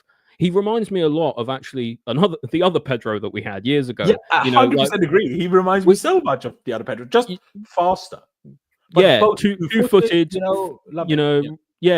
maybe not quite as good as shooting as that, but better at crossing, you know. But there's a real sort of parallel there in terms of how two-footed he is. And yeah, really good performance from him today. Very impressed. Yeah, the only thing I would like to mention, because I'm also surprised looking at the stats, like CFC Duven says, it was very good. Wish he took his man on it a tad more, but overall also very happy with the performance, because as you can see when I'm scrolling through the stats, there is no stats with dribbles completed. That only is when they didn't attempt the dribble. So for Neto, I mean, I would argue that's not true, and I would argue I've seen him dribble. But yeah, especially when he was still on the left and Ben White had been booked, I don't understand why he didn't try to take him on more. Force him into the box, try to either get him sent off, force him into a silly tackle, or force him to not tackle you because he's scared to get sent off and beat him because of that. That's the only small thing I thought he lacked. Otherwise, I thought he was very, very good. And yeah, I think next game we should be starting Mudryk on the left and Neto on the right in the Prem. I think that's what we should be doing. Sure, you can maybe argue Neto on the right and Sancho on the left. But I really like last time he played at Liverpool was terrible, and Mudryk does okay every time. Like, when was the last time Mudryk had a stinker? It's been a while. I feel like it's been a little while now, and credit to Maresca for that. I actually really like Neto on the right hand side, though. I wouldn't mind at all Neto on the right, Sancho on the left, but there's probably not enough shooting in that sort of wing pairing for me, because Sancho barely shoots and Neto probably doesn't shoot quite enough. Yeah, shows today what happens when he does. Absolutely. What rating would you give Neto today? Someone in chat said 8.5. I don't know if that's not giving a bit too much weight to one specific goal. The same as Mason. Neto gets a 9 for me. The passion in his celebration is also 9. I actually was going to give him an 8.5 because it's a big game finish. It's a big game performance from him. We know how good he is. Like we sort of brought him in for not an insignificant amount of money. 55 odd million or whatever. That was his first big moment for us. Yeah, first big moment for us. But he's got a few goals, a few big sort of moments now, and he's starting to put it together in those bigger games as well. And it's really nice to see that from him. So I think he probably deserves his flowers for that, because like for example, in a game where all of our other attackers did nothing today, he was the only thing that stopped us losing the game. So you kind of have to give him something. Yeah, no, it's true. I was maybe thinking an 8, but honestly, let's give him an 8.5. I think it is fair in total. And like you said, it was a huge goal, and a goal where it was like the game was going against us. We were trailing, and we needed. I thought we were going to lose the game when he. That's happened a lot lately, actually, where we seem to go 1-0 down quite a lot and then react quite quickly.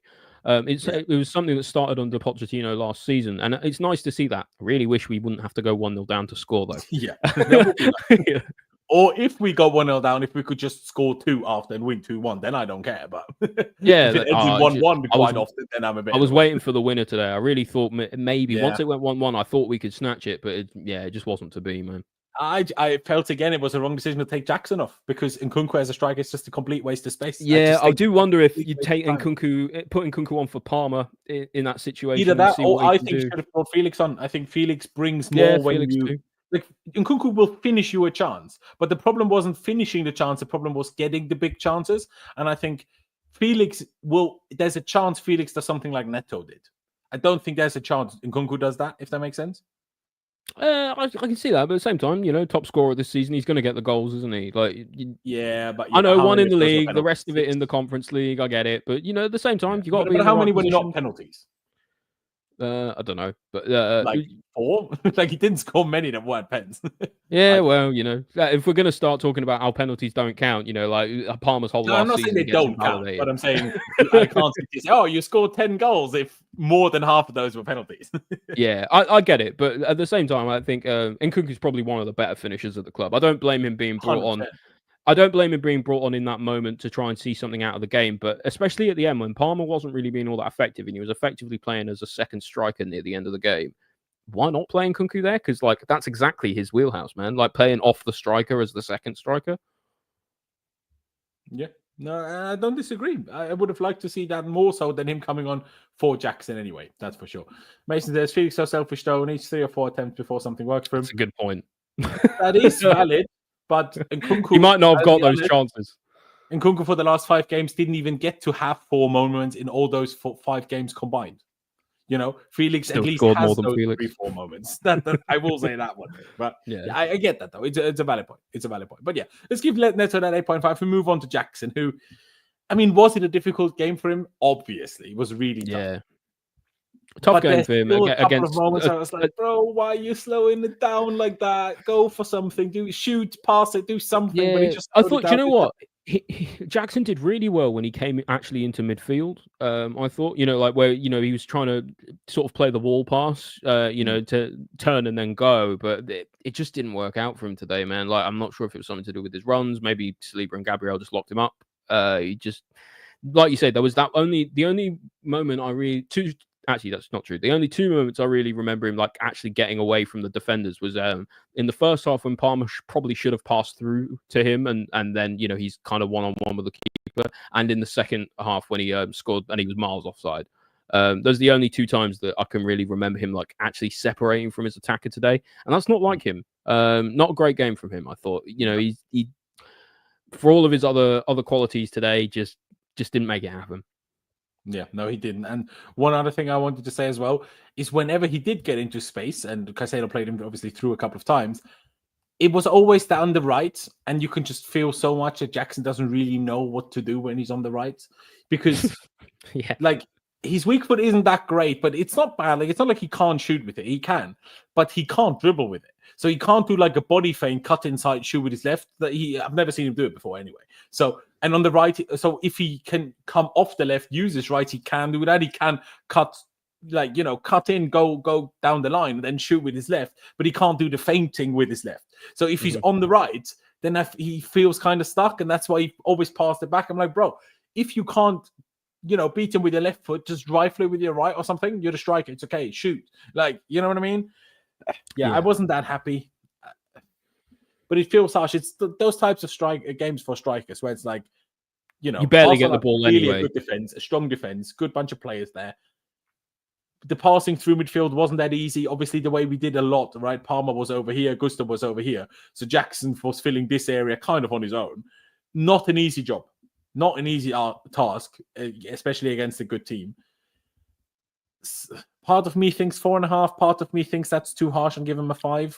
That's too harsh, I think. I would go 5.5. I think he was just worse than he usually was in terms of being able to make something out of the opportunities he did get, but he didn't also get that many opportunities to do it. So I think that's got to be taken into account.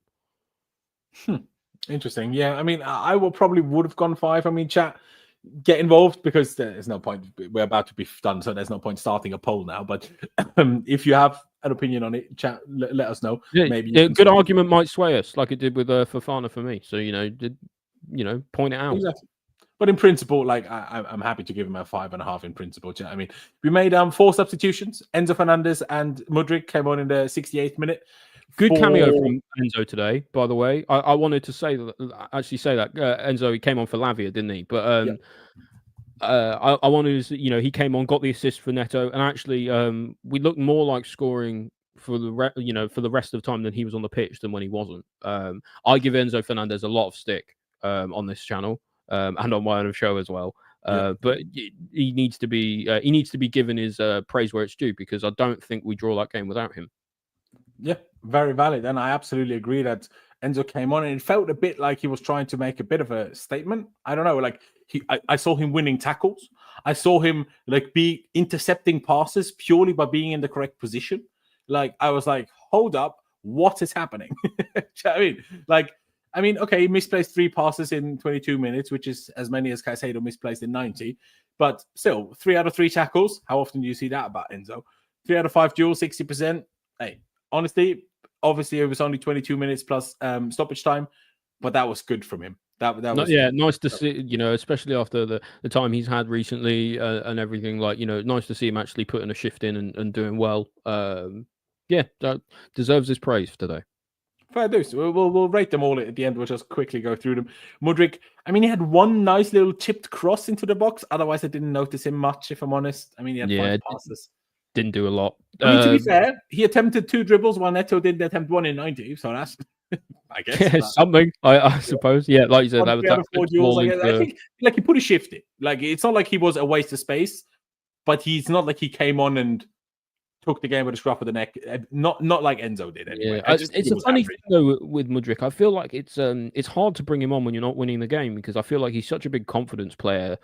I don't know whether he puts the pressure on himself or he feels the pressure from the manager or what have you. But I don't know. Like when he comes on the off the bench, I can't always, like as much as I like to see him because I like him as a player.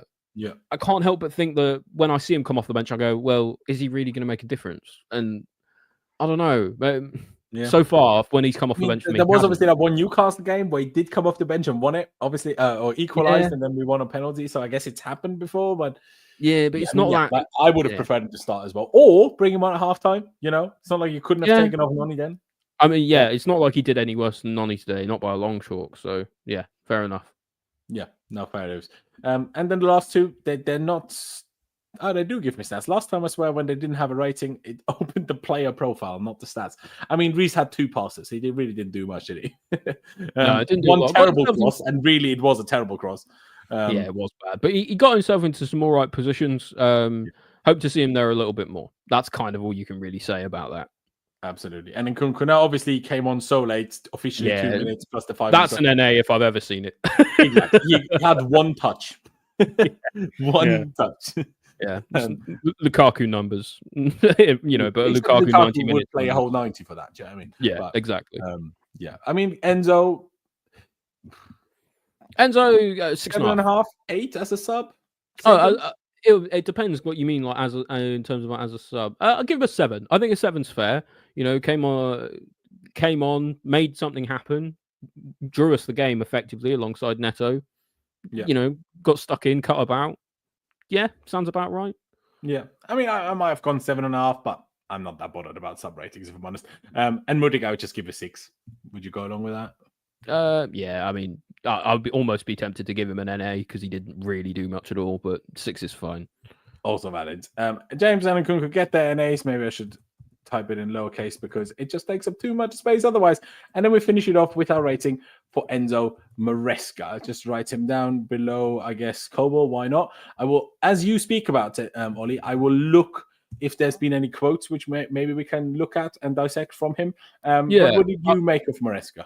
So my initial reaction today is that Maresca more or less got the team about right. I think he's persisting with this Gusto thing. Right attacking mid just seems to be the way that he wants to play. I'm not sure it's the best idea, but in the one big call that he made in this game was Cucurella out on the left instead of James, and he got it right. So it's important to mention that. However, I think personally, I'm starting to think about it now is that any time that he starts Robert Sanchez and he persists with starting Robert Sanchez, he has to get a lower score than he otherwise would have done. Like whatever he gets like either half less or one less, because at this point this is actively costing us points. And it's not like it's not like the rest of the world can't see it either. If you can test Sanchez. The only reason why I disagree with the simplicity of costing us points is that Jurgensen played one game against a good team and looked bad. Yeah, I agree. I'm not saying Sanchez isn't bad. I agree with you on that, but costing us points compared to the other option, I'm not so sure whether that's as clear. Yeah, but for me, at this point, I'm so fed up with Sanchez that him persisting with it is pissing me off more than anything else. I don't understand what Sanchez has to do to get dropped, other than play long balls, which he did quite a lot today. But I'm sure he'll still be starting after the international break. For me, just ultimately, I think Maresca did pretty well today. Set us up right for a big game. But I can't keep looking past him starting Sanchez anymore. I just can't do it. Exactly. Bring back Kepa, but then you see the goal Bournemouth conceded the other day, and you're like, oh, maybe not. Oh, man. How do we have 7 goalkeepers and none of them are good? No. I'm so upset with the goalkeeping situation. Honestly, I'm like, I know Mike Pendas hasn't even had a professional game of football yet, but I'm tempted to bring him in January to pick him a goal. I mean, see what he can do. Yeah, at this point, I'm almost saying, just stick Bettinelli and see what he can do. He can't be any worse than Sanchez. He really can't. I've also Petr Cech still plays ice hockey goalie. Can't we just bring him back? Like, I know he's not great with the ball at his feet and everything, but I mean, can I ask you a bit of an out there question? Me and Pi spoke about this on our podcast. By the way, link to mine and Pi's podcast is down in the description. It's called Chelsea Unfiltered. In hindsight, do you think we should have signed David De Gea? That's a really good question. Not the best. Whether he would have joined us or not, we don't know. Whether he wouldn't have wanted to join us. Let's say, for argument's sake, he would have chosen to join us. Yeah. Is he better with his feet than Sanchez? No, he's much worse, I think. But is he a better shot stopper? Yes. No doubt. Yeah. Is that worth the money then that you would pay for his astronomical wages for a year over Sanchez and his long contract? Maybe I could see it. I wasn't the biggest fan of the concept of trying to get De Gea in. For me, we need a world-class keeper, whether it's a veteran, whether it's an up-and-comer. We need someone who's just going to make a difference in between the sticks. And at the moment, Sanchez is making a difference, but for all the wrong reasons. Anyway, this is kind of circled around to being about Sanchez again, but for me, that's Maresca's fault, which is why I think I would give Maresca a 7. I was gonna originally give him a 7.5, but playing Sanchez has hacked me off so much that I have to give him a half point less. This is a really tough game. Honestly, I'm somewhere between a 6 and a 7. I probably would have gone 6.5, if I'm honest. But yeah, by the way, so Arteta said after the game that they dominated us. They were a much better team, and he's really disappointed with. Yeah, all right, Lego head, have a day off. Exactly. Remember when you said if you play like you did against Inter, you'd win? Well, how did that go for you, mate? Yeah, you played like you did against Inter, and you didn't win. Yeah, isn't that exactly? funny? And you had also many corners and still didn't score anything. So, 6 by the way, years into this project, same number of trophies as us. And that. Donkey. But he still never lost at Stamford Bridge, so maybe we should be a bit quiet. We got the trophy with the biggest. Even the trophy that we've won since he became Arsenal manager is better than the trophy he has won as Arsenal manager. So hold that, you Lego-headed freak. You Haramball, Lego-headed, dinosaur, negative football, idiot. Exactly. And maybe that is something. Maybe that is something that we also sometimes forget a little about Maresca, because the way he's very charismatic and carries himself like he knows what he's doing. Like he doesn't look like Frank or Potter on the side, as you're like, fans start thinking you don't know what you're doing. That doesn't feel like it with Maresca. And I know your point on Sanchez, sure, but in principle, he doesn't give off that vibe. But I think he knows exactly what he's doing. How inexperienced he is, and I think a little bit of leeway is maybe not for this specific game, but more in our general consensus on him. I think a little bit of extra leeway, considering how inexperienced he is, should sometimes be given. Like someone earlier in the chat said, Maresca's clearly not good enough, hasn't beat the Big Six team. Until this season, Maresca hasn't even coached in a top flight. What I mean? I think it's too early for that narrative, in my opinion. But maybe if we go this whole season, we don't win a single Big Six game. Yeah, maybe you're right.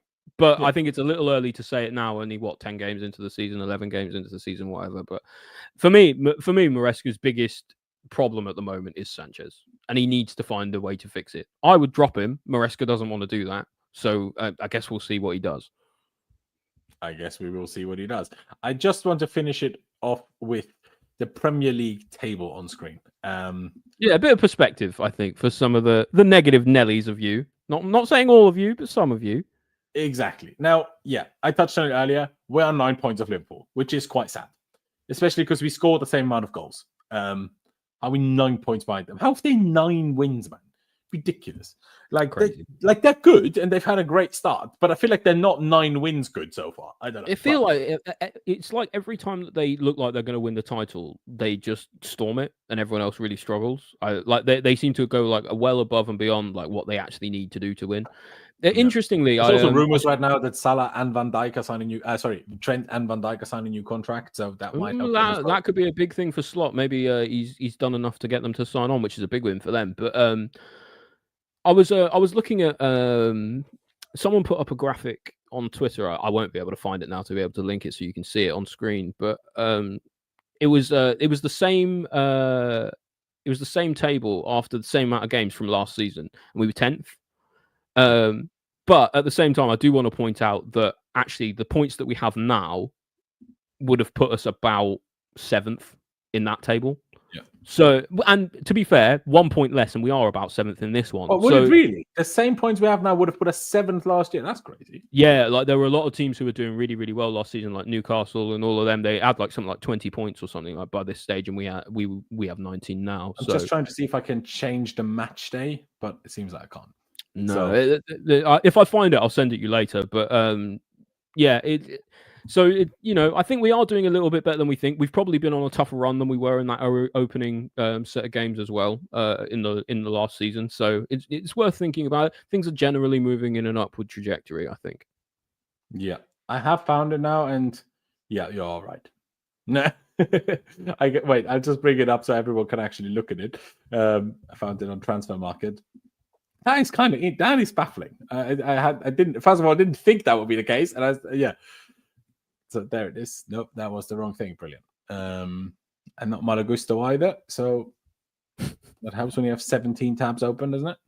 So there you go. So yeah, with our current 19 points, we would have been 7th ahead of Brighton, behind Newcastle, Villa, Arsenal, Liverpool, Spurs, and City. It's interesting to see that there's only there's 4 teams there that are doing better than City was, who are currently City are this season, who are currently in second. So it seems more competitive this season. It seems like except Liverpool, of course, being so far ahead at the moment. But yeah, it seems that it's an interesting one because the league seems a little closer this season. Like that, I think come the end of the season, it's gonna probably come down to the last few games on those European places. Yeah, I mean, it's going to be interesting if it stretches out as the season goes on. But yeah, so far, I would just, you can call it more competitive. I would also say less teams are as good. But that's another way to put it for sure. It was interesting though, because I saw something. I think it was The Athletic put something out. They were doing their basically review after 10 games of the Premier League, and they said there was a correlation between where after 10 games there's a pretty strong correlation between where teams are after 10 games and where they finish. Now, obviously, some teams do better and worse. And we are an exception last year, for example. But really good example last season. But it's interesting to know that actually, if we maintain this through the rest of the season, we're going to be there or thereabouts. And so that's an important thing to remember for a bit of perspective for everyone. Like we're still a young team, still a young manager. We're going to get there. It's just going to take a little time. And to be honest, last season we probably would have lost that game, right? But we've come away today with a draw. Not necessarily the result we wanted, but we're frustrated with it, right? And that's a good thing in a sense because we feel like we should have got more out of the game, which is a big step up from where we've been in the last few seasons. So yeah, just important to remember. Exactly. Now, Ejnaku makes a valid point. There's 3 points between 3rd and 11th currently. So obviously there's massive swings possible if you lose a game that you shouldn't lose and a lot of others win. But I still think a little bit of importance should be given to our run. Now, I don't know everybody's runs. So ours was pretty tough. We've had one of I remember seeing it. It was again. There was another thing. I'm terminally online to see too many of these graphs, but it was something to do like it was like showing the how hard a run every team has had, and we were like third or something like that in terms of like third or fourth hardest run so far in terms of the Premier League. Of course, Wolves have had the hardest run. But yeah, so as well as that, we've got a little bit of green grass ahead of us now. We've got an open lane. I mean, so we've still got a couple of difficult games. Villa, Spurs aren't easy games, of course, but you'd like to think we can at least win. Do you know what I mean? And the other ones coming up, we've got Ipswich, haven't we? We've got like Brentford. Listen, no slouches by any stretch, but teams we should be beating, right? And we've beaten better teams than them already this season.